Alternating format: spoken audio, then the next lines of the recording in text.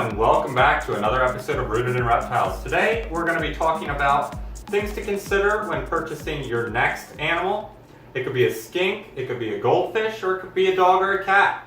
For that matter, it could be anything. But there are a few things that need to be considered before purchasing or making a responsible decision to add another animal to your reptile or animal collection. This one here wants to be crazy right now. You can go back if you want. Guess he doesn't want to join us. Or she, I don't know. But anyway, back to what we were talking about. So when you're purchasing a new animal, there are things that you need to consider outside of, oh, I really like that animal, I want that. One of those things is going to be the expense. How much is the animal going to cost? How is that going to fit into your budget? And are you going to be okay with the other bills and responsibilities that you might have financially? Some of these animals, relative to skinks, can be decently cheap. I consider $350 fairly cheap for a classic northern blue-tongued skink. But you can also get up into animals that are $3,000. Again, northern blue-tongued skinks, just depending on genetics and colors and yada yada yada. But obviously there's a financial difference between $350 and $3,000. If you have a lot of bills and not a lot of money, is it as wise of a decision to go and buy a $3,000 animal versus a $350 animal? And maybe it's not a wise decision to buy a $350 animal at this point in time. But those are things you need to consider. Animals cost money. You need to be prepared financially to support them and support yourself. Because if you can't support yourself, you can't support your animals, which is bad. You don't want to put yourself in that position, and the animals don't deserve to be put in that position either. They deserve to be cared for and treated with respect. And when you don't have money to provide them with the things they need, you're doing them a disservice, and I don't agree with that at all. Another thing that you need to consider is housing. Again, housing can come into things financially. Some people like racks. I like racks. I have racks over here. I have racks behind me. I'll continue to buy racks. I like racks, but racks are expensive. And again, financially, do you have money for racks? You have one skink. Do you need to buy a rack like this? Can you use some other type of caging that might be more financially responsible? Maybe you have money, maybe you intend to grow. So like me, I started off with buying one of these big racks because I knew that the animals that I bought to begin with were not going to be the last animals that I bought, skink-wise. So to me, it made sense to bypass smaller cages and put that money towards a larger rack that I'll be able to continue to use versus smaller cages, which I could continue to use, but just don't really fit what I'm doing anyway. So you need to consider housing the animals, providing them with some type of a proper setup, be it a rack, be it like an exoteric cage or what have you. Some people do pits, some people do all kinds of different things. For your dog or your cat, providing them with a safe environment around your house if they're going to be loose in your house. Those are things that you need to consider.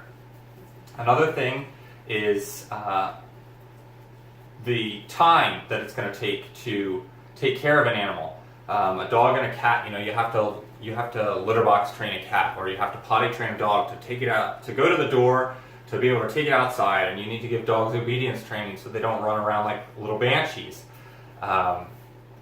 Versus a goldfish or a betta fish that sits in a bowl, okay? Every morning, once a week or twice a week before you go to work, you stop over at the kitchen sink and you put a pinch of betta food in the bowl, and that's it. That's all you have to do, and you do your water change once a week or whatever, and that's a lot less time consuming than a dog or a cat. So those are things that you need to consider. Do you have the time to take care of the animal? If you're working with lots of animals, do you have time to take care of those animals? Another thing with dealing with collections of animals is, do you have a way to quarantine that animal? We're going to talk about quarantine in another episode, the episode following this one, which will discuss proper quarantine. You need to proper quarantine if you're going to keep multiple animals like reptiles or things like that. With dogs and cats, they're going to the vets a lot to get their shots and what have you. So the vet is seeing them a lot. With reptiles and things like that, you don't really go to the vet unless you have to go to the vet because it's hard to find exotic animal vets. You should have one and you should know where one is at.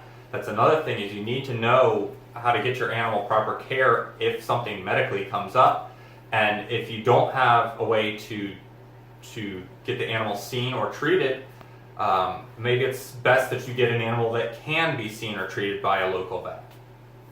But going back, the animals are just, the animal has to be your main focus. You can't just think, oh, that's cool and I want that. You need to consider things outside of that and things responsibility-wise for yourself financially and everything like that. Animals deserve to be treated with respect and dignity, and they should not be treated like trash and miscared for or thrown to the wayside and not kept up with, not fed, not cleaned, things like that, not cared for, not loved. The animal needs to be your main focus. For me, when I moved, my biggest concern, my biggest priority was moving my animals safely. When I was moving, I said, really, all my other possessions and crap like that can wait as long as my animals are okay. That's what's stressing me out. The other stuff, if it breaks, okay, it sucks, but the animals were what I was main concerned with. So you need to just consider lots of different things. To go over them again, we'll recap. You need to have money financially for yourself and for the animal. You need to have time for yourself and for the animal. You shouldn't run yourself ragged, and you shouldn't not have time to devote to the animal that you've now taken into your care. You need to consider how to feed them and take care of them and house them properly. And you need to consider things like medical treatments. That's the fourth big thing is getting the animal treated if it needs to be treated. So I hope this was helpful, and as baby season for skinks is coming up this summer, I hope that some of you watch this and consider the things that I've talked about. If you have any questions, please feel free to leave those in the comment box below, and I will get back to you. As always, guys, please like, comment, and subscribe. Thank you, guys.